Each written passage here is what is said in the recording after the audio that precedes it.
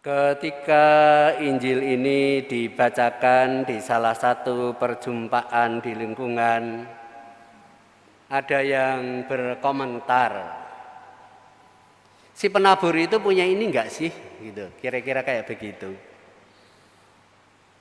Walaupun dia sebenarnya tidak berani mengatakan hal sesuatu yang agak kasar. Gitu. Sebenarnya dia mau mengatakan punya pikiran enggak? Gitu. Waras enggak? Gitu ya. Punya otak enggak gitu loh.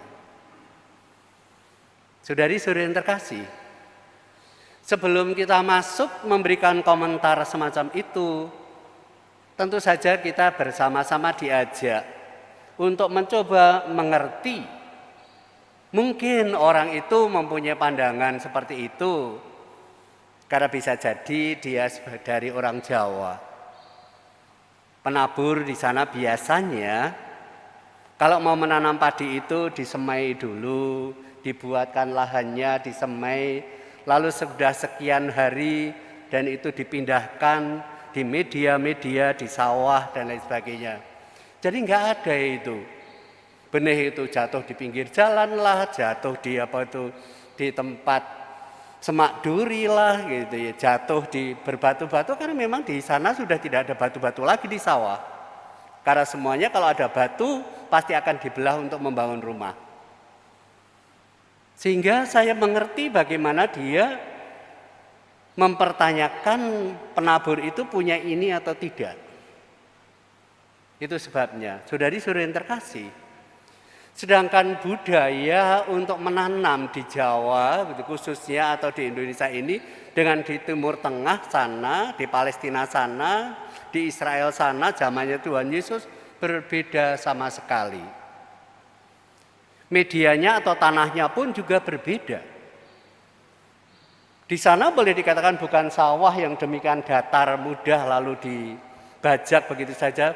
Di sana tanahnya juga berbatu-batu. Bahkan ada sebagian boleh dikatakan yang memang tidak bisa ditanami. Itu yang pertama. Yang kedua, si penabur itu sebenarnya cara menggarap media itu sebenarnya berbeda. Jadi di sana biasanya ditaburkan terlebih dahulu, setelah benih itu ditaburkan baru diolah tanahnya. Berbeda dengan di Jawa boleh dikatakan medianya diolah lalu ditanamkan satu persatu atau tiga-tiga begitu. Sisi yang lain, dan mereka itu mengatakan semak berduri, bahwa media yang ada di sana itu untuk membatasi boleh dikatakan dengan miliknya orang lain, namun juga sebagai pagar seringkali ditanami adalah semak-semak yang berduri itu, supaya babi-babi itu enggak masuk gitu loh, supaya orang tidak lalu lalang di dalam media itu boleh dikatakan, atau datang mencuri buah-buahan atau hasilnya. Itu yang menjadi perkaranya mengapa bahwa itu bisa jatuh di semak-semak berduri. Nah, saudari-saudari yang terkasih, maka ketika penabur itu karena menaburkan, maka ada yang jatuh di atas batu, ada yang di atas cadas gitu, ada yang meloncat yaitu ke pinggir jalan, ada yang meloncat ke pagar dan lain sebagainya. Ini menjadi perkara. Ketika kita mengetahui itu, maka kita tidak berani berkomentar. Dia punya ini atau tidak. Karena kita sudah mengerti bagaimana cara. Biasanya Tuhan Yesus itu ketika dia mau boleh dikatakan menjelaskan perkara kerajaan Allah, biasanya itu menggunakan sarana-sarana yang mudah ditangkap oleh petani-petani. Dan petani-petani pada waktu itu adalah petani-petani di Palestina. Itu enggak mudah kita mengerti. Enggak mudah orang Syria pada waktu itu juga bisa mengerti. Apalagi orang Jawa juga tidak mengerti. Dan bahkan mungkin kita saat ini pun enggak mengerti kenapa begitu. Saudari-saudari yang terkasih, itu persoalan yaitu perkara media. Saudari-saudari yang terkasih, kalau sudah kita mengerti semacam itu, lalu sebenarnya apa sih maksud daripada perumpamaan atau penabur saat ini untuk kita? Itu yang menjadi persoalan. Saudari-saudari yang terkasih, Ada satu hal sebenarnya yang mau disampaikan. Bagaimana Allah sendiri itu selalu menumbuhkan suatu harapan. Sekali lagi, Allah selalu menumbuhkan suatu harapan. Bahwa kelak, bahwa kemudian itu boleh dikatakan akan lebih baik. Kalau berbicara tentang benih, bahkan itu, bahwa gitu. Benih itu akan menghasilkan buah-buah yang boleh dikatakan bisa dinikmati oleh manusia. Walaupun boleh dikatakan kita melihat banyak kegagalan. Yang di pinggir jalan lah, yang di batu-batu, yang tanahnya tipis lah, yang di semak duri lah gitu loh. Itu boleh dikatakan bahwa firman seolah-olah sia-sia. Tapi di dalam kesia-siaan itu juga kita diajak untuk merenungkan. Ada media yang baik, menghasilkan 100 kali lipat, yang ditaburkan oleh Tuhan Yesus dalam diri manusia, agar manusia itu sampai kepada kepenuhan hidup, agar manusia sampai kepada kebahagiaan. Dan benih-benih itu mempunyai daya, mempunyai kekuatan. Itu yang pertama. Jadi tidak perlu kita ragukan benih itu.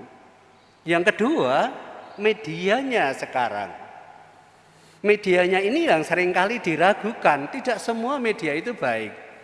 Tidak semua orang itu boleh dikatakan bisa menangkap hal yang sama satu dengan yang lain. Tadi dikatakan di sini, banyak orang berbondong-bondong kepada Yesus.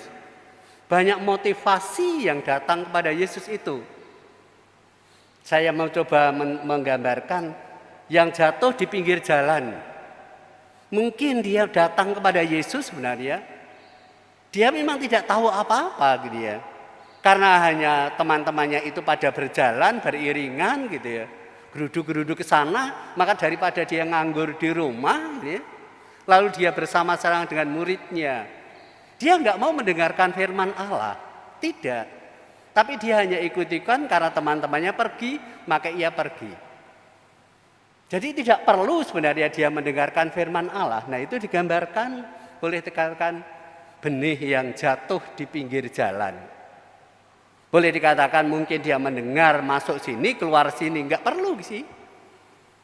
Itu persoalannya. Mungkin ada orang-orang yang semacam itu. Yang lain mungkin ya, dikatakan dalam benih apa yang jatuh di tanah yang tipis gitu ya. Boleh dikatakan orang-orang ini hanya pengen melihat datang kepada Yesus. Hanya pengen melihat ada mukjizat apa lagi. Ada penyembuhan apa lagi gitu ya. Yesus ini mau berbuat apa gitu ya. Jadi dia tidak perlu sebenarnya mendengarkan firman. Dia hanya pengen melihat mukjizat-mukjizat apalagi yang mau dibuat. Nah itu yang digambarkan benih yang tumbuh di tanah yang tipis atau di cadas atau mungkin di atas batu gitu ya. Hanya mungkin kayak kecambah gitu ya, muncul karena malam hari itu dingin, muncul ya. Siang harinya menjadi lalu dan mati. Dia tidak memerlukan firman. Orang datang kepada Yesus itu hanya pengen melihat mukjizat.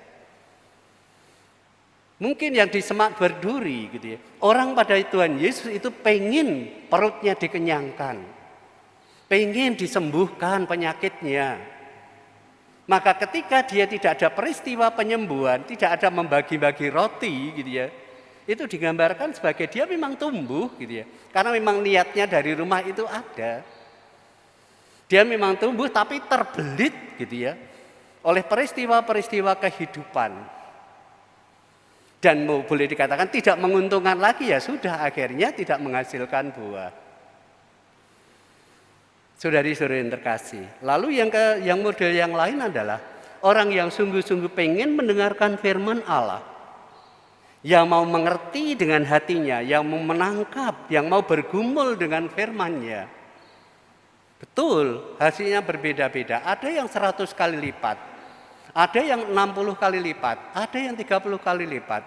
Masing-masing gitu ya, sesuai dengan daya tangkapnya. Sesuai dengan apa yang digumulinya setiap hari. Saudari-saudari yang terkasih. Maka kalau kita mengatakan Tuhan selalu menumbuhkan suatu pengharapan. Kendati pun sebenarnya seolah-olah banyak yang gagal, tapi juga banyak yang baik, yang menghasilkan buah-buah yang baik. Inilah kesempatan sebenarnya. Dan hasilnya boleh dikatakan menakjubkan juga. Andai kata firman itu hanya ditujukan kepada orang-orang Israel saja, bukan di luar orang Israel. Pernahkah kita mendengarkan firman itu? Bisakah kita menjadi orang Katolik? Bisakah kita minta dibaptis? Gak bisa. Karena tidak ada yang menyampaikan ke sini. Tapi karena kegagalan pada waktu itu, orang Yahudi yang menolak, maka firman itu bisa kita nikmati sampai saat ini. Saudari-saudari yang terkasih dalam Yesus Kristus, maka kiranya ketika kita berbicara tentang media, kita menjadi media boleh dikatakan, bahwa kita diharapkan, boleh dikatakan memupuk, mau mengolah, mau menggarap, bagaimana hidup batin kita ini tumbuh dan berkembang, sehingga firman yang ditaburkan dalam diri kita itu sungguh-sungguh mempunyai hasil yang demikian melimpah. Saudari-saudari yang terkasih, boleh dikatakan sekali lagi, Tuhan mau berbicara, kendati pun gagal, kendati pun sia-sia, tapi itu juga termasuk rencana Allah. Sehingga kita bisa mengimani firman itu. Yang ketiga dalam pengharapan itu. Kembali lagi saya mungkin berulang-ulang mengatakan bahwa kendati pun kita melihat kegagalan-kegagalan pada awal mulanya. Dan juga mungkin keberhasilannya itu mungkin hanya sedikit saja. Tetapi justru yang sedikit itu pada akhirnya hasilnya kini menjadi sesuatu yang menakjubkan. Boleh dikatakan seluruh dunia bisa mengimani firman itu, bisa menangkap firman itu, dan bisa bergumul dengan firman itu. Ini yang saya katakan hasil bahwa firman itu tidak akan pernah gagal.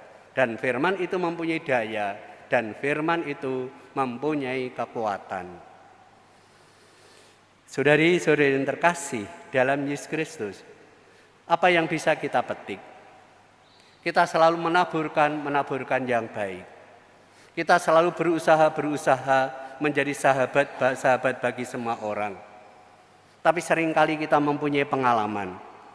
Kendati pun mereka itu mengalami kebaikan-kebaikan kita tidak jarang, bahwa mereka itu pada akhirnya juga menolak kehadiran kita.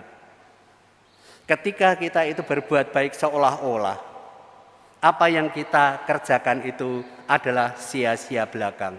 Untuk apa? Kita bertanya. Tapi kembali lagi Tuhan mengajarkan kita bahwa selalu menumbuhkan suatu harapan. Apa yang kita taburkan itu akan menghasilkan buah-buah yang bisa dinikmati oleh manusia. Yang menjadi persoalan adalah apakah kita selalu menumbuhkan harapan itu dalam diri kita.